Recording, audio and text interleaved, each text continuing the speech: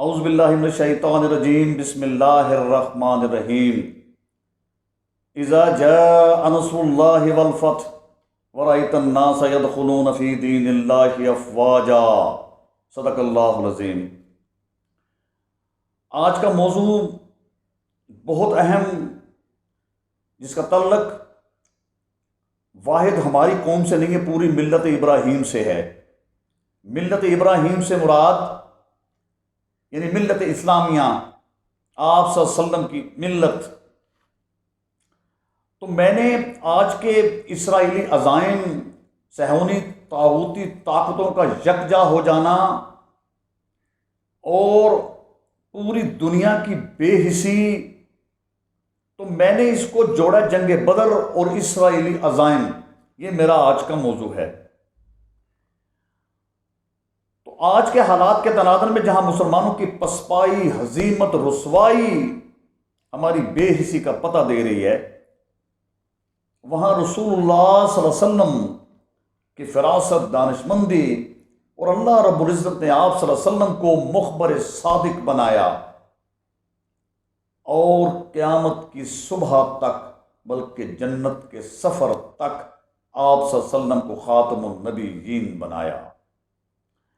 آپ صلی اللہ علیہ وسلم کے سامنے صحابہ تشریف فرما تھے،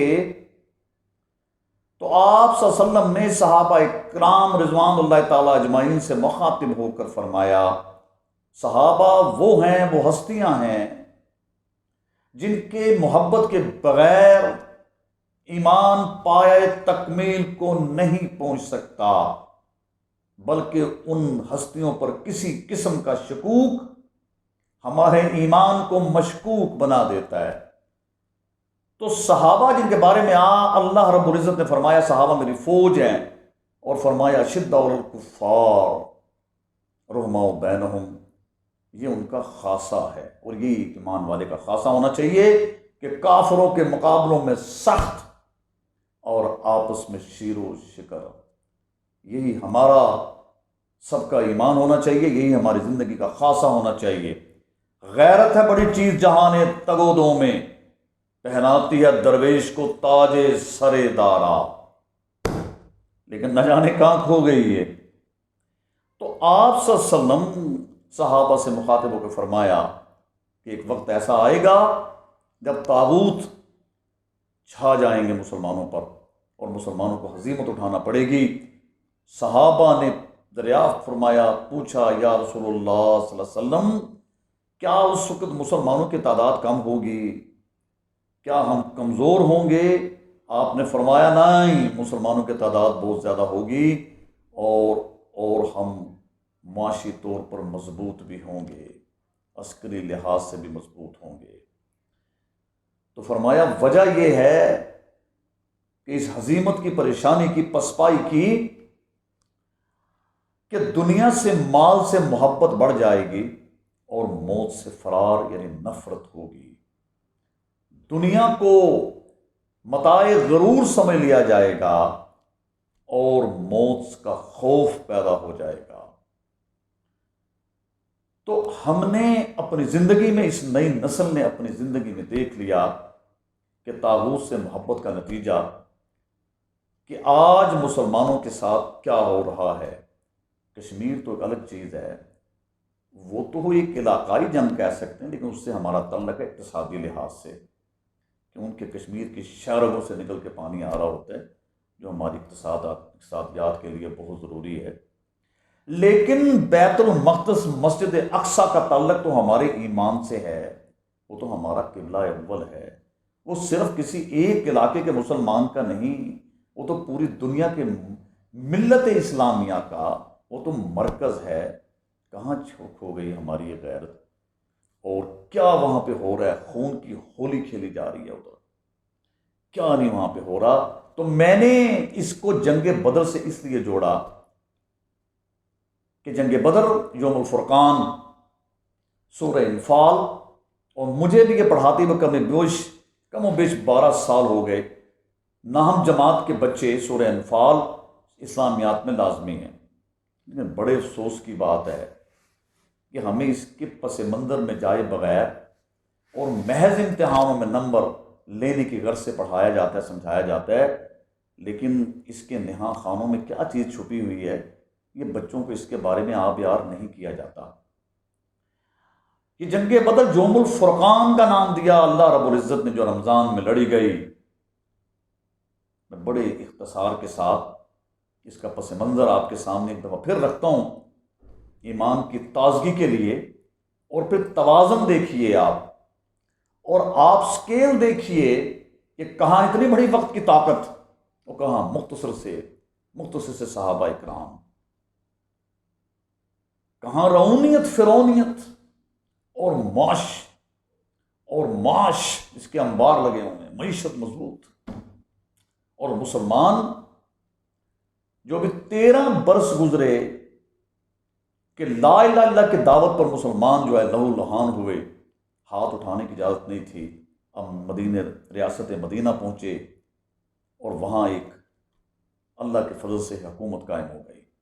اب مسلمانوں کو اجازت ہوئی کہ اب آپ نے ہاتھ پھینک کر مار نہیں کھانی، اب ہاتھ اٹھانے کا وقت آ گیا، سر جھکانے کا نہیں، اب سر اٹھانے کا وقت ہے۔ واقعہ ایسا ہے کہ حضرت معاذ اور حضرت سعد بن معاذ رضی اللہ تعالیٰ عنہ مکے آتے ہیں عمرے کی غرض سے۔ ابو جہل جو ریونیت فرونیت وہ زہر کھائے بیٹھا تھا، تان و تشنیع کر رہا تھا کہ اگر آپ کو ضمانت نہ دی جاتی آپ کے تحفظ کی تو آپ واپس نہیں جا سکتے تھے۔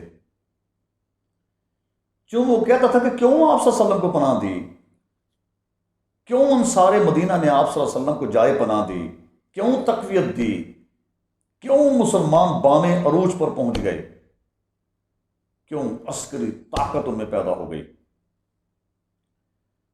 تو حضرت صاحب بن معاذ نے بڑا خوبصورت جواب دیا۔ غیور لوگ ایسا ہی جواب دیتے ہیں، گردن جھکایا نہیں کرتے، موت سے نہیں ڈرا کرتے۔ تو اس نے کہا بھی ٹھیک ہے، کیونکہ اکا دکا جھڑپیں شروع ہو چکی تھیں، اکا دکا جھڑپیں شروع ہو چکی تھیں اور باقاعدہ جنگ نہیں ہوئی تھی۔ تو حضرت معاذ سعد بن معاذ نے جواب دیا تو پھر آپ کی جو معیشت کا دار و مدار ہے نا، وہ تو شام کا سفر ہے، اور وہ مدینے سے ہو کے گزرتے ہیں آپ کے قافلے، تو پھر جو تجارتی قافلے جو ہیں آپ کے، تو پھر ان کی خیر ہے نہیں۔ یہ فرمایا حضرت سعد بن معاذ رضی اللہ تعالیٰ عنہ نے۔ آپ صلی اللہ علیہ وسلم مدینے پہنچے ہیں، اور مدینے جا کر آپ صلی اللہ علیہ وسلم کو آپ صلی اللہ علیہ وسلم نے حالات حاضرہ اور مکے والوں کے عزائم سے باخبر کیا۔ آپ صلی اللہ علیہ وسلم نے فوراً فیصلہ کیا اور صحابہ کو اعتماد میں لیا۔ وقت نہیں تھا کہ کوئی چنوتی ہوتی صحابہ کرام کی باقاعدہ کوئی فوج تیار کی جاتی، ایسے حالات نہیں تھے۔ بڑا آنن فانن اللہ کے رسول اللہ صلی اللہ علیہ وسلم نے فیصلہ کیا، اور ڈیسیشن میکنگ انسٹیٹیوشنز اسی طرح اسٹرانگ ہوتے ہیں، سنن فیصلے کیے جاتے ہیں، اور وہ تو اللہ کے رسول صلی اللہ علیہ وسلم تھے۔ آپ صلی اللہ علیہ وسلم نے چند صحابہ کو یہ حکم دیا کہ جو ابو سفیان کا قافلہ ہے وہ شام سے جب لدا پھندا واپس آئے گا تو آپ لوگوں نے، میں لوٹنے کا لفظ تو استعمال نہیں کرتا، اس کو نقصان پہنچانا ہے۔ وہ قافلے میں کم و بیش 1000 اونٹ اور 50,000 دینار کا سامان، اس میں عورتوں نے بڑا کلیدی کردار ادا کیا۔ جو مکے کی عورتیں تھیں وہ بھی بڑی تاجر تھیں، تجارت سے بڑا ان کا تعلق تھا۔ انہوں نے اپنے زیورات داؤ پر لگا کر اس تجارت میں، اس مال میں کھپا دیے، آمدن کی غرض سے۔ اتنے یہ چلاک ہوشیار باش ہوتے ہیں یہ لوگ، لیکن اندر ان کے جو جذبہ چھپا ہوا ہوتا ہے اپنے مذہب کا، وہ کبھی مان نہیں پڑتا، جس کی عکاسی آپ یہودیوں کو دیکھ رہے ہیں۔ لیکن ابو سفیان کو فوراً اس کی جو ابھی اسلام میں لے کر آئے تھے خبر ہو گئی کہ اس قسم کے عزائم ہیں مسلمانوں کے کہ ہمیں نقصان پہنچایا جائے گا. مقصد یہ تھا رسول اللہ صلی اللہ علیہ وسلم کا. آپ صلی اللہ علیہ وسلم ظاہر اللہ کے نبی، بڑے فہم فراست کے مالک. ادھر ابو جہل جو کہ لوہے میں غرقاب تھا، کیموفلیج ہوا تھا. He was indulged in iron to avoid. وہ تیار تھا. تو آپ صلی اللہ علیہ وسلم نے سوچا کہ اگر ابو سفیان اور یہ دونوں مل جاتے ہیں تو ان کی معیشت تو مزید یعنی عسکری قوت بھی اور معاشی اور اقتصادی لحاظ سے بڑے مضبوط ہو جائیں گے، جس کا اثر ان کی چمک و دمک کا صحابہ پر پڑے گا. ظاہر ہے فطری اعتبار سے وہ انسان ہے تو بڑا برا اثر پڑے گا. یہ پہلی باقاعدہ ایک مارکا ہے. تو آپ صلی اللہ علیہ وسلم نے اس مصلحت سے کام لیتے ہوئے انہوں نے کہا کہ اس کو یہی زچ کیا جائے تاکہ ان سے ملنے نہ پائے. لیکن بڑا شاطر تھا، اسے خبر ہو گئی. اس نے کیا کیا کہ بحیرہ احمر کا راستہ اختیار کیا اور ابو جہل کو سٹ پٹ گھوڑا دوڑاتے ہوئے کسی بندے کو بھیجا. اس نے ابو جہل کو باخبر کیا کہ مسلمان ایک باقاعدہ قوت کے ساتھ جو ہے ہمارے مقابلے پہ نکل آئے. اس نے ہلچل پیدا کی.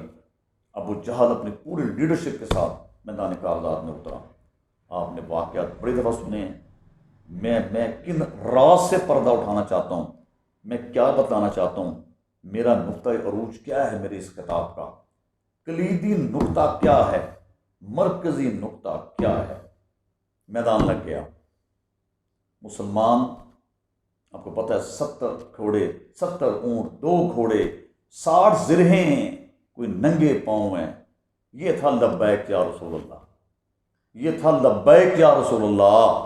آپ صلی اللہ علیہ وسلم نے حکم دیا اور صحابہ سر کے بل چل کے آج اپنی جانوں کے نذرانے دینے کے لیے کہ آج فیصلے کا دن ہے. لیکن کیا تھا ان کے پاس؟ کچھ بھی نہیں تھا. سب کچھ جو کچھ تھا وہ داؤ پہ لگا دیا. ادھر رونیت، فرعونیت، طاقت، معیشت مضبوط، اتراتے ہوئے، اکڑتے ہوئے وہ آ رہے ہیں. اور یہ تو پوری طرح یعنی کیموفلیج تھے کہ ہمیں کسی قسم کی ہزیمت کا سامنا نہیں کرنا پڑے گا. ادھر اللہ کے رسول صلی اللہ علیہ وسلم جو ہیں یعنی ایک چوٹی پر جب مورچہ دم ہوئے، یعنی ایک طرح کا انہوں نے ریڈار وہاں پہ لگایا تو ساری رات عبادت میں. اور اس کی عکاسی علامہ اقبال نے اپنے بلیغ یعنی شعر میں کی ہے کہ بڑے خوبصورت جو آپ صلی اللہ علیہ وسلم نے مناجات کی ہیں اللہ سے کہ یا اللہ آج اگر یہ مٹھی پر لوگ ختم ہو گئے تو قیامت تک آپ کا نام لیوا کوئی نہیں ہوگا. بڑی لمبی باتیں ہیں. اور آپ صلی اللہ علیہ وسلم اللہ کے آگے رو رہے ہیں، سجدہ ریز ہوئے ہیں، اپنی جبین جھکائی ہوئی ہے اللہ کے آگے کہ یا اللہ جو اثاثہ میرے پاس تھا میں نے تیرے آگے جھونک دیا، اللہ ہماری مدد فرما. یہی ہمارے آج کی لیڈرشپ کے لیے ہے کہ وہ تو چند لوگ تھے، کچھ بھی نہیں تھا، مقابلے کوئی نہیں تھا، سکیل بہت چھوٹا تھا. اس کے باوجود اللہ پاک نے کیسے مدد فرمائی. اس کا غمازی علامہ اقبال نے فرمائی تھی کہ اسی کوکب کی تابانی سے ہے تیرا جہاں روشن، زوال آدم خاکی زیاں تیرا ہے یا میرا. ابو بکر صدیق رضی اللہ تعالیٰ عنہ ان پر جان فدا، آپ صلی اللہ علیہ وسلم سے لپٹ گئے. آپ صلی اللہ علیہ وسلم نے فرمایا کہ یا صلی اللہ علیہ وسلم انشاءاللہ فتح ہماری ہوگی اور اللہ پاک آپ کو انشاءاللہ تعالیٰ فتح و کامرانی سے سرفراز فرمائیں گے. اٹھ جائیے. اللہ پاک نے دیکھیں کیسے فرشتوں سے مدد فرمائی.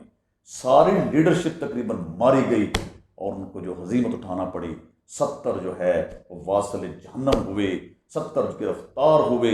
صحابہ کرام رضوان اللہ تعالیٰ اجمعین 16-17 صحابہ اس میں شہید ہوئے جنہوں نے جنت کو رخت صفحہ ہوئے. یہ میرے آپ کے پوری دنیا کے مسلمانوں کے لیے یہ لمحہ فکریہ ہے. یہی میرا مرکزی نقطہ تھا. آج سے ہونی طاقت کے آگے مسلمان اور پوری یعنی یہ دیکھیں تعداد کے لحاظ سے، پیسے کے لحاظ سے عربوں کو آپ دیکھیں، ٹھیک ہے. اور خود پاکستان الحمدللہ ایک بہترین فوج کے ساتھ. اور بھائی ہمارے پاس دنیا جہان کا اللہ پاک نے ہمیں ایک ایٹمی طاقت بنایا، ڈیٹرنٹ بنایا. میری ریکویسٹ پوری قوم سے، خصوصی طور پر میڈیا والوں سے یہ میری ریکویسٹ ہے کہ خدا کے لیے میں ابھی بھی ایک چینل دیکھ کے آیا تو اتنا دل دکھتا ہے، اتنا دل کڑتا ہے. یہ جو طنز و مزاح والے لوگ ہیں، یہ مزاحیہ فنکار لوگ ہیں، یہ عید کے 3-4 دن وہاں خون کی ہولی کھیلی جا رہی ہے. وہ ہمیں شرم اور غیرت ختم ہو گئی ہے بالکل ہی. وہ ہمیں یہ کس طرح لگایا جا رہا ہے. یہ بڑے ذہین، بڑے زیرک لوگ ہیں، یہ مزاح نگار بہت تیز لوگ ہیں. ان کی صلاحیتوں پر کسی کو کوئی شک نہیں ہے، لیکن ان کی صلاحیتوں کو کسی کے خدا کے لیے 2-4 دن جو ہے یہ فضائے بدر پیدا کر، فرشتے تیری نصرت کو اتر سکتے ہیں گردوں سے، کتار اندر کتار اب بھی. یہ فضا پیدا کریں، اپنی صلاحیتوں کو اس طرف آزمائیں. ساری عمر پڑی ہوئی ہے لوگوں کو ہنسنے ہنسانے کے لیے، پیسہ کمانے کے لیے. یہ ٹی وی کو میری ریکویسٹ ہے، تمام ٹی وی چینلز کے یہ جو اونرز ہیں، کہ ایسے لوگ یا انہی لوگوں سے کام لیا جائے، ہماری پوری قوم کے جذبات کو گرمایا جائے. اور ہماری آرمی الحمدللہ، ہماری ایجنسیاں الحمدللہ، ہمیں بالکل فکر کرنے کی ضرورت نہیں ہے. ہمارے جتنے تھنک ٹینکس ہیں، اور ان سے کسی نہ کسی طریقے سے ہمارے آرمی پرسنل سے رابطہ کریں، اپنے جذبات کا اظہار کریں. اور جو ہماری آرمی ہمہ وقت تیار ہے ہمارے جذبات کی عکاسی کرنے کے لیے، پوری قوم یونائٹڈ ہو کر، پوری مسلم دنیا یونائٹڈ ہو کر آرمی کی پشت پر کھڑی ہو جائے، تاکہ ان کے حوصلے مزید بلند ہوں. ہمارے یہ جو میوزیکل یا آج کل شو ہو رہے ہیں، خدا کے لیے انہیں ختم کر دیا جائے.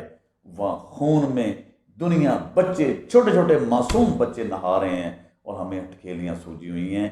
ہمیں اس قسم کے کوئی پروگرام بنائیں، ٹی وی چینل پر علماء اکرام کو بلائیں، اسکالر کو بلائیں، کہ جو مسلمانوں میں یعنی ایک موٹیویشن، جذبہ اسلام، جذبہ حب الوطنی پیدا کریں. اور تاکہ ہم عسکری جو ہماری صفیں ہیں، ہم ان سے رابطہ کریں کہ ہم انشاءاللہ تیار ہیں، جیسے چاہے ہماری اس قوم کے بچوں کو استعمال کر لیا جائے. آپ کا بہت شکریہ.